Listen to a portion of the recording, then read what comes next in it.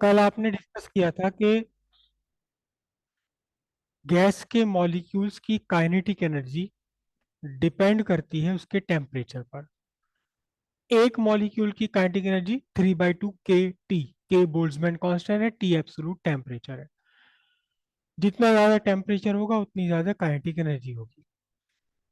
Gas के या किसी भी मैटर के मॉलिक्यूल्स में दो तरह की एनर्जी हो सकती है। पहली energy kinetic energy due to their motion, जो डिपेंड है किस पर, टेम्परेचर पर। दूसरी एनर्जी पोटेंशियल एनर्जी, दोनों मॉलिक्यूल्स जो आसपास हैं इनके बीच अट्रैक्शन के कारण। गैसेस में अट्रैक्शन ये बहुत कम है, लिक्विड में ज़्यादा है, और सॉलिड्स में तो इतना ज़्यादा है कि मॉलिक्यूल अपनी जगह से डिस्प्लेस भी नहीं हो सकते, छोड़ के जा नहीं सकते अपनी जगह। इन दोनों एनर्जीज का सम कहलाता है इंटरनल एनर्जी ऑफ मैटर। दोनों एनर्जीज का सम मतलब काइनेटिक एनर्जी और पोटेंशियल एनर्जी, जिसमें कि काइनेटिक एनर्जी है पॉजिटिव, लेकिन पोटेंशियल एनर्जी निगेटिव है। निगेटिव क्यों है? क्योंकि वहां ओवरऑल अट्रैक्शन ओवरकम करता है। अट्रैक्शन डोमिनेंट है बिटवीन मॉलिक्यूल्स।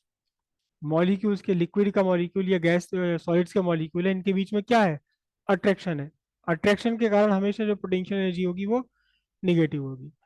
और आइडियल गैस के केस में कोई भी अट्रैक्शन मॉलिक्यूल्स के बीच में होता ही नहीं। इसलिए आइडियल गैस की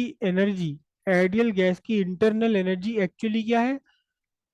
मॉलिक्यूल्स की काइनेटिक एनर्जी। आइडियल गैस के लिए इंटरनल एनर्जी क्या है? मॉलिक्यूल्स की काइनेटिक एनर्जी ही इंटरनल एनर्जी है। लेकिन अगर आइडियल गैस नहीं है, रियल गैस है, तो रियल गैस के लिए इंटरनल एनर्जी क्या है? Sum of kinetic energy of molecules and potential energy of molecules. Clear है इतनी बात? दोनों का सम मिलकर कहलाएगा क्या? Internal energy. तो हेडिंग डालते हैं हम, internal energy of A gas. Internal energy of thermodynamic system, ये लिखो, internal energy of thermodynamic system. लिखिए, मॉलिक्यूल्स और पार्टिकल्स ऑफ थर्मोडायनेमिक सिस्टम और molecules of A gas possess two kinetic energy due to the motion of molecules, which depends on the temperature of system or gas. Since kinetic energy per molecule is 3 by 2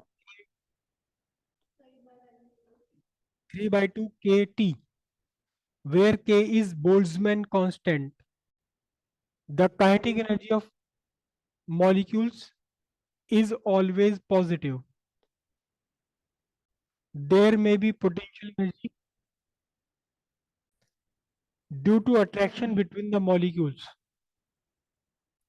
which is negative. Next पर आपसे लिखिए, for ideal gas there is no attraction between molecules, therefore internal energy of an ideal gas is the kinetic energy of its molecule.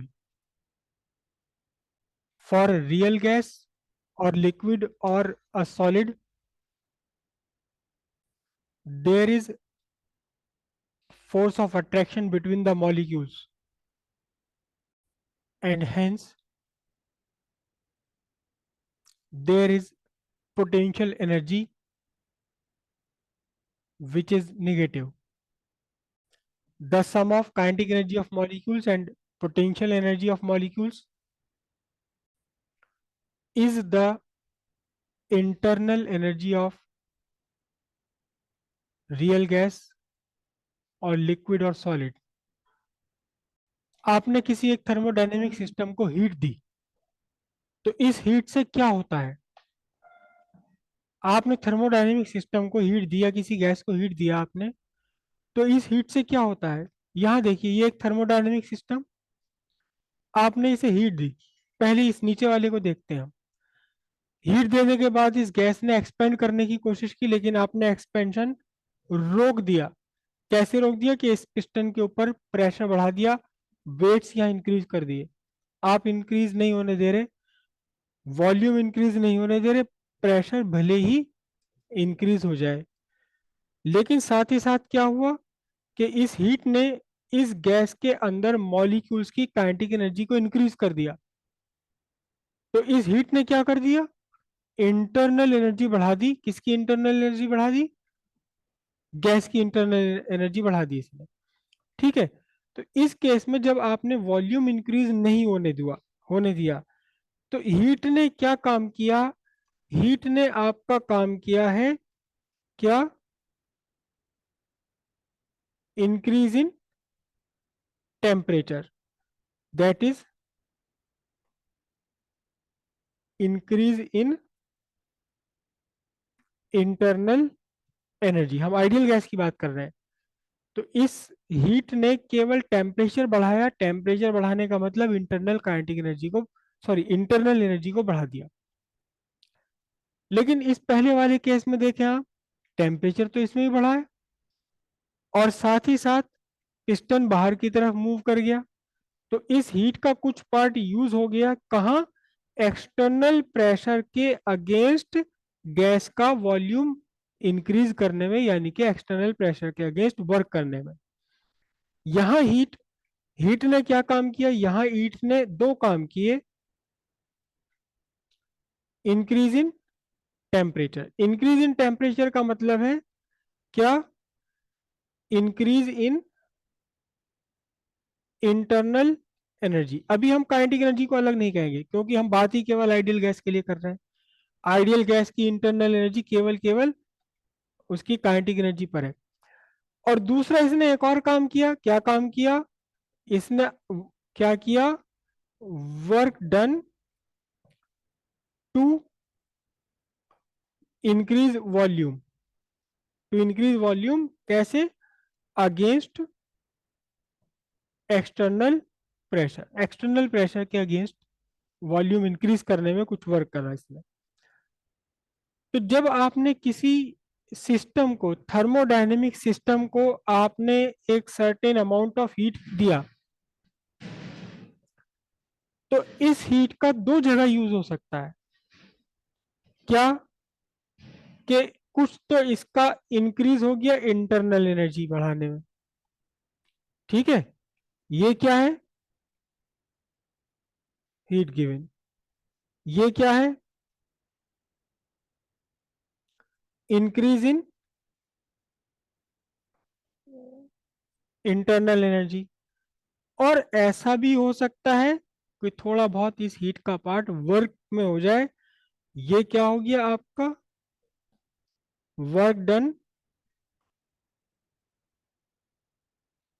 To expand, या expand या increase volume.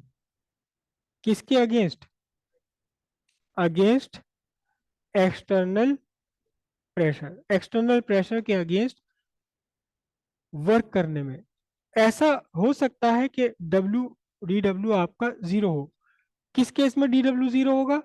जब आप gas का volume बढ़ने नहीं दे रहे, गैस का volume आपने बढ़ने के लिए अलाउ ही नहीं किया हुआ, तो इस केस में डी डब्ल्यू क्या होगा? जीरो होगा। तो फिर सारी की सारी हीट कहाँ यूज अप होगी? सारी की सारी यूज अप हो जाएगी to increase internal energy.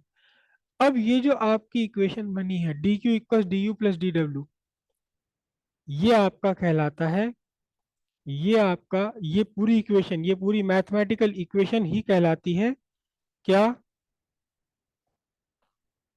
First law of thermodynamics. First law of thermodynamics. ठीक है। क्या है फर्स्ट लॉ ऑफ थर्मोडायनेमिक्स? कि जब आपने किसी थर्मोडायनेमिक सिस्टम को हीट दी, तो उस हीट का कुछ पार्ट इंटरनल एनर्जी बढ़ाने में यूज हो जाएगा, और कुछ part work against external pressure. ठीक है, यही आपका थर्मोडायनेमिक सिस्टम है, वो sorry first law of thermodynamics. तो हेडिंग डालते हैं आप first law of thermodynamics. First law of thermodynamics, amount of heat given to a thermodynamic system, bracket में लिखिए D Q, given to a thermodynamic system may be used in two ways. Number one, to increase the internal energy of gas du. Number two, to work done by the gas against external pressure to increase its volume. Bracket में लिखिए, if piston is free to move, if piston is free to move। इसी sentence में जहां आपने work done लिखा ना, उसको D W लिख लो ब्रैकेट में, work done D W by the gas against external pressure. ठीक है, अब आप ये इक्वेशन लिख दीजिए, क्या, D Q equal D U plus D W, and this equation is called first law of thermodynamics. अब इन फर्स्ट लॉ जीरोथ लॉ से क्या पता लगता है? जीरोथ लॉ ने दिया कंसेप्ट ऑफ टेम्परेचर के, टेम्परेचर है क्या, टेम्परेचर है क्या? टेम्परेचर वो फिजिकल क्वांटिटी जो टेम्प काइनेटिक एनर्जी पर मॉलिक्यूल डिसाइड करता है, ये जीरोथ लॉ ने बताया। फर्स्ट लॉ ने क्या दिया है? फर्स्ट लॉ ने यहाँ कंसेप्ट दिया है इंटरनल एनर्जी का, इंटरनल एनर्जी ऑफ सिस्टम, कि किसी भी सिस्टम में दो तरह की एनर्जी होती हैं, एक kinetic energy due to motion of particle, दूसरी potential energy due to attraction between the particle, और दोनों का सम मिलकर कहलाता है इंटरनल एनर्जी। ठीक है, तो आप लिखिए note, note number one, zeroth law of thermodynamics introduce the concept of temperature, whereas first law of thermodynamics introduce the concept of internal energy। Number two लिखिए, first law is the law of conservation of energy. देखिए ध्यान से, इस equation में D Q heat, ये energy है, D U increase in internal energy, ये भी एनर्जी है, और वर्क डन, वर्क का मतलब भी हमेशा एनर्जी का एक फॉर्म से दूसरे फॉर्म में कन्वर्ट होना है। जब आपने यहाँ हीट दी है और इस हीट ने पिस्टन को बाहर निकाल दिया, तो हीट एनर्जी का कुछ पार्ट कन्वर्ट हो गया मैकेनिकल वर्क में, और तीनों की तीनों ही ये एनर्जी है। तो इसका सीधा सा मतलब है कि total energy is equal to internal energy plus energy in work done. तो ये क्या हो गया पूरा का पूरा? ये एक्चुअल में कुछ भी नहीं है, कंजर्वेशन ऑफ एनर्जी है, law of conservation of energy, कि आप कोई एक एनर्जी एक्सपेंड कर रहे हैं तो उसके अगेंस्ट आपको कोई दूसरी एनर्जी मिल रही है। ठीक है, क्या लिखा अभी आपने? ठीक है, अब यहां से एक एक बात और बहुत क्लियर है, क्या, कि फर्स्ट लॉ ये बता रहा है कि हीट को आप कन्वर्ट कर सकते हैं किसमें? वर्क में, मैकेनिकल एनर्जी, वर्क का मतलब होता है मैकेनिकल एनर्जी, हीट को वर्क में कन्वर्ट कर सकते हैं, और इसी तरह से आप हीट ना दे वर्क करने लगे तो हीट बन जाएगी। हीट और वर्क आपस में इंटरचेंजेबल है। ध्यान दीजिए, ध्यान दीजिए कि जब आप कोई इंजन बाइक कार में यूज करते हैं तो वहां हीट एनर्जी का कन्वर्जन होता है मैकेनिकल एनर्जी में, मैकेनिकल एनर्जी में, वर्क में, मोशन में। लेकिन जब आप ऐसे ऐसे अपने हाथ ऐसे ऐसे रब कर रहे हैं, तो यहां आपका mechanical work, mechanical energy, kinetic energy friction के कारण कन्वर्ट हो रही है हीट में। तो वो फर्स्ट लॉ यहाँ दिखाई दे रहा है, यहाँ फर्स्ट लॉ में साफ दिखाई दे रहा है कि हीट को आप वर्क में कन्वर्ट कर सकते हैं, या वर्क को आप हीट में कन्वर्ट कर सकते हैं। ठीक है, लिखिए इसे, नंबर 3 पॉइंट लिखिए, first law indicate that heat and mechanical energy can be converted into each other, although it do not indicate the extent of conversion, समझ लीजिए क्या है ये, it do not indicate the extent of conversion, क्या है समझ लीजिए इसे। देखिए, हीट को आप वर्क में कन्वर्ट कर सकते हैं। हीट अगर आपने 100 जूल किसी सिस्टम को, आपने 100 जूल ऑफ एनर्जी आपने प्रोवाइड करी, 100 जूल ऑफ हीट एनर्जी, पता चला उसमें से 80 जूल ऑफ एनर्जी किस में यूज हो गई, इंटरनल एनर्जी इंक्रीज करने में, और 20 जूल किस में खर्च हुई, वर्क डन में। ऐसा भी पॉसिबल है कि आपने थोड़ा सा अपना सिस्टम बदल लिया, 100 जूल आपने हीट दिया, 100 जूल से हो सकता है 70 जूल इंटरनल एनर्जी में कन्वर्जन हो और 30 जूल किस में हो जाए, वर्क में। अब ये तो डिपेंड करेगा कि आप ये जो फिनोमिनन है, ये प्रोसेस है, ये किस तरीके से कैरिड आउट कर रहे हैं, किस तरह से कैरिड आउट कर रहे हैं आप ये। हम्म जितनी एनर्जी दी वो सारी की सारी वर्क में कन्वर्ट नहीं हो सकती, कभी भी कुछ ना कुछ पार्ट उसका थोड़ा बहुत इंटरनल एनर्जी इंक्रीज करने में जरूर होगा यूज। हाँ, बिल्कुल। ऐसा कैसे हो जाएगा, 100 जूल ऑफ हीट एनर्जी अगर आपने दी, बैठिए बैठिए बैठिए आप, किसी भी सिस्टम में अगर आपने 100 जूल या एक certain amount of heat the, certain amount of heat, तो इस हीट का कुछ पार्ट वर्क में कन्वर्ट हो जाएगा, कुछ पार्ट इंटरनल एनर्जी को इंक्रीज करने में डिस्ट्रॉय हो जाएगा, हम एक तरह से कहेंगे डिस्ट्रॉय हो जाएगा। सीधी बात यह है कि जब आप इंजन यूज कर रहे हैं, बाइक में इंजन यूज कर रहे हैं, तो फ्यूल जला करके आपने हीट बनाई, उस वो सारी की सारी हीट, वो सारी की सारी हीट वर्क में कन्वर्ट नहीं हो सकती, उसका कुछ ना कुछ पार्ट, बल्कि एक बड़ा पार्ट होता है जो इंटरनल एनर्जी इंक्रीज करने में खर्च होता है, जिसके कारण आपका इंजन गर्म हो जाता है। इंटरनल एनर्जी बढ़ा दी, टेम्परेचर बढ़ा दिया, बाकी वर्क में ज्यादा से ज्यादा 30-40% तक का कन्वर्जन हो पाता है वर्क में, बाकी 60% किसमें, इंटरनल एनर्जी बढ़ाने में। इंटर अब मैं वही आ रहा हूँ आपकी बात, पूरी तरह से हीट में कन्वर्जन नामुमकिन है, कोई पॉसिबिलिटी नहीं है उसकी। प्रैक्टिकल इंजन में, रियल इंजन में, कोई भी इंजन ऐसा पॉसिबल नहीं है कि जितनी हीट फ्यूल जलाकर बर्न हुई है वो सारी की सारी वर्क में कन्वर्ट हो जाए। इसका मतलब इंजन बिल्कुल भी गर्म नहीं होगा, इंजन गर्म नहीं होगा, ऐसा पॉसिबिलिटी नहीं है। कुछ ना कुछ हीट इंजन खा जाएगा, ऐसा वर्ड यूज करेंगे हम, खा जाएगा वो एनर्जी, वो हीट वर्क में कन्वर्ट नहीं हो सकती। अब इससे ऊपर की बात कि जितना हीट आपने दिया है सिस्टम को, उससे ज्यादा आपको वर्क मिल जाए, ये तो सोचना भी मूर्खता है। जितना किसी भी सिस्टम पे वर्क किया जाए उससे ज्यादा वर्क मिल जाए, ये बिल्कुल मूर्खता की बात है।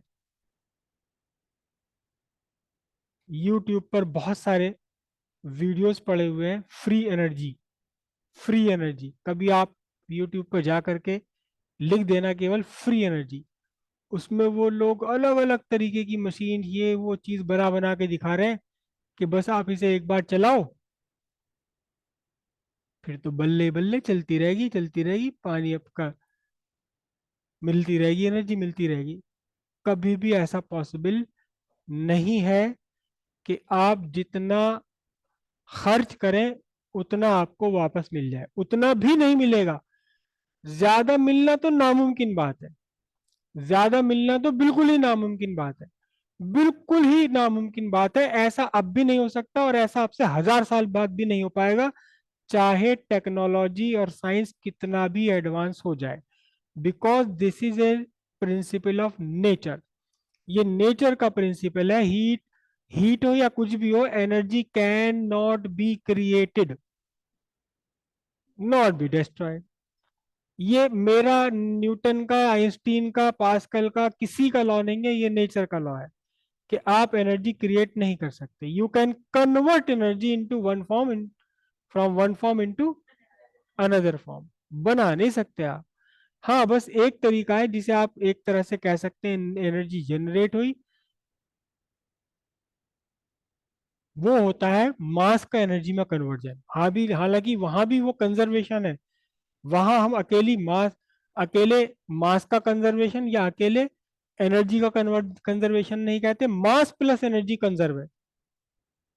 जैसे न्यूक्लियर बॉम्ब है, एटॉम बॉम्ब है, उनमें क्या है कि आपने एक फ्यूल लिया यूरेनियम, 1 किलो यूरेनियम था, बाय प्रोडक्ट बने उसके 900 ग्राम, तो 100 ग्राम का अमाउंट क्या हुआ, 100 ग्राम कहाँ चला गया, 100 ग्राम चला गया आपका एनर्जी में, वो एनर्जी में कन्वर्ट हो गया। बाकी जो आपके हमारे फ्यूल चलते हैं घर में, गैस है, लकड़ी कोयला उपला या पेट्रोल डीजल, यहाँ कोई मास का लॉस नहीं होता है, कोई लॉस नहीं होता मास का यहाँ।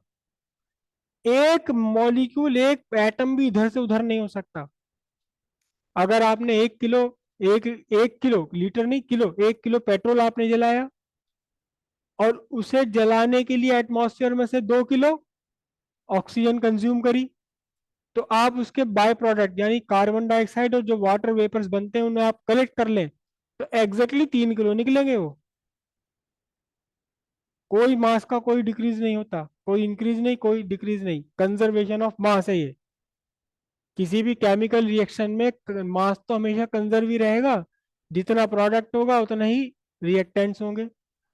हाँ, बस न्यूक्लियर रिएक्शन में प्रोडक्ट हमेशा कम होता है रिएक्टेंट्स के कंपैरिजन में, तो थोड़ा सा जो डिफरेंस है वो एनर्जी में कन्वर्ट हो जाता है, हीट में या दूसरी फॉर्म में।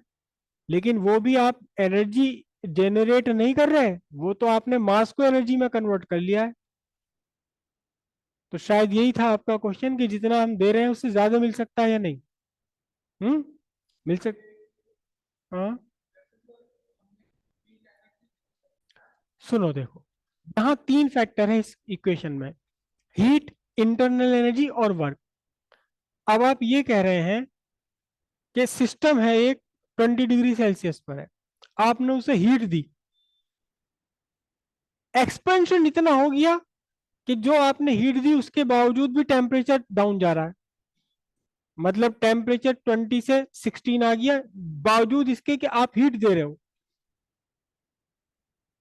तो इसका मीनिंग ये है कि आपके ने जो हीट दिया वो प्लस गैस की इंटरनल एनर्जी जो कम हुई, ये दोनों मिलकर ही वर्क में कन्वर्ट हो जाएंगे। ये दोनों मिलकर वर्क, अगर आपने 100 जूल ऑफ हीट दिया और 50 जूल आपकी इंटरनल एनर्जी कम हो गई, तो आपको 150 जूल आपको वर्क मिल जाएगा। लेकिन यहां भी ऐसा नहीं है कि आपने जितना दिया उससे ज्यादा आपको मिल गया, उतना कहीं और घट गया है, इंटरनल एनर्जी उतनी घट गई उसकी। और प्रैक्टिकली अगर आप ये चाहो कि मैं सारा का सारा वर्क इंटरनल एनर्जी से ही ले लूं, मुझे हीट देनी ना पड़े, पेट्रोल डालना ही ना पड़े बाइक में, जो इंटरनल एनर्जी है, किसी की भी इंटरनल एनर्जी हो, हमें क्या मतलब, इंटरनल एनर्जी से वर्क ले लेंगे, तो भैया किसकी इंटरनल एनर्जी से वर्क लोगे, किसकी इंटरनल एनर्जी से, एयर की इंटरनल एनर्जी से। एयर को कैसे एक्सपेंड करोगे भाई, एक गिलास में आपने एक बैलून में एयर भर दी, ठीक है, बैलून के बराबर वॉल्यूम है, कैसे करोगे इसका एक्सपेंशन, इसका एक्सपेंशन नहीं हो पाएगा जब तक कि फिर आप कुछ ना कुछ हीट दो या कुछ ना कुछ वर्क करो इसके ऊपर। तो वो जो आप केस कह रहे हैं कि जितनी हीट दी उससे ज्यादा वर्क मिल जाए, वो आप प्रैक्टिक मतलब एक एक्सपेरिमेंटल लेवल पे तो आप कर सकते हैं, क्योंकि आपको इतना गैस एक्सपेंड, इतनी ज्यादा एक्सपेंड करने के लिए भी एक पर्टिकुलर अरेंजमेंट लगाना पड़ेगा, जुगाड़ लगाना पड़ेगा, तब जाकर के आपकी गैस की इंटरनल एनर्जी में से कुछ एनर्जी आपको वर्क की फॉर्म में मिल जाएगी। लेकिन ये आप एक्सपेरिमेंटली कर सकते हैं, लेकिन रियल लाइफ में अगर आप सोचें या मैं सोचूं कि एक ऐसा इंजन बनाऊंगा जिसमें, अभी जो हीरो होंडा वाली है वो तो जा रही है एट 80 किलोमीटर, मेरी जो बाइक है वो 1 लीटर पेट्रोल में 500 किलोमीटर दूर जाएगी। क्यों? क्योंकि मैं तो हीट एनर्जी, जो इंटरनल एनर्जी है एयर की, इतनी गर्म लुए चल रही है भाई, इतनी गर्म एयर है ये, मैं तो इसकी इंटरनल एनर्जी को वर्क में कन्वर्ट कर लूंगा। तो वो प्रैक्टिकली नहीं हो पाएगा। एक्सपेरिमेंटली आप कर सकते हो, उसके लिए बहुत सारे जुगाड़ लगाने पड़ेंगे, अरेंजमेंट्स करने पड़ेंगे, लेकिन उससे भी मिलेगा क्या? मिलेगा कुछ नहीं। प्रॉफिटेबल फिजिबल कुछ भी नहीं आ पाएगा उसके अंदर, ठीक है। लेकिन जो आप कह रहे हो वो किया जा सकता है, किया जा सकता है। उसमें आपको प्रॉफिट हो या ना हो वो एक अलग बात है। प्रॉफिटेबल है, फिजिबल है या नहीं है, वो एक अलग बात है, लेकिन किया जा सकता है।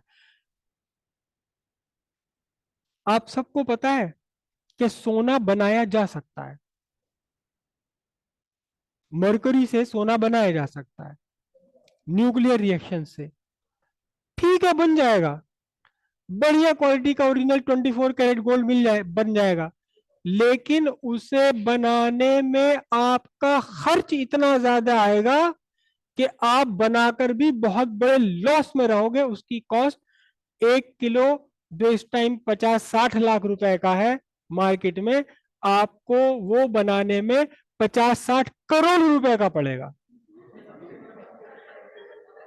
बन जाएगा, बन जाएगा, लेकिन प्रॉफिटेबल होगा या नहीं होगा ये अलग बात है।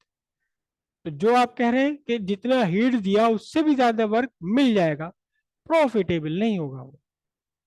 उसके उस उसको हीट से ज्यादा वर्क लेने में आपका इतना बड़ा खर्चा आएगा कि फिर आप कहोगे, "ए यार, इससे तो अच्छा है हीरो होंडा की ले लूं, कम से कम 50 किलोमीटर 60 किलोमीटर चल तो रही है। मेरी वाली जो है 1 लीटर में 500 500 किलोमीटर चल तो गई, मगर इसने तो 1 लाख रुपया खा लिया 500 किलोमीटर में।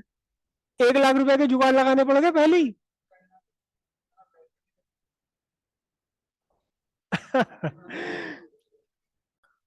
लास्ट पॉइंट लिखिए, both the laws are applicable for all the 3 states of matter. It does not, चलिए, it does not signify how the conversion is carried out. इसमें एक हेडिंग डालिए अब आप, sign convention in application of first law of thermodynamics. Number 1, heat given to the system dq is considered positive and vice versa। समझ रहे बात? मतलब numerical में या क्वेश्चन में अगर आपको है कि सिस्टम को हीट दी गई तो फिर उसे पॉजिटिव लेना आपने, और अगर सिस्टम से हीट एक्सट्रैक्ट की जा रही है तो नेगेटिव लेना। Number 2, when the gas expand, work is done by the gas, dw is positive and vice versa.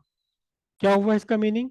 जब आपने गैस को एक्सपेंशन कराया, किसी भी सिस्टम में अगर गैस का एक्सपेंशन हो रहा है तो work work is done by gas, gas ने किया है वर्क, और इस वर्क को न्यूमेरिकल में पॉजिटिव लेंगे। और अगर गैस का वॉल्यूम डिक्रीज हो रहा है, गैस कंप्रेस हो रही है, तो work is done on the gas, और फिर इसे डी डब्ल्यू को नेगेटिव लिया जाएगा। ठीक है, नेक्स्ट पॉइंट लिखते हैं, when temperature of gas increases its internal energy decreases increases and the change in internal energy du, the change in internal energy du is positive and vice versa।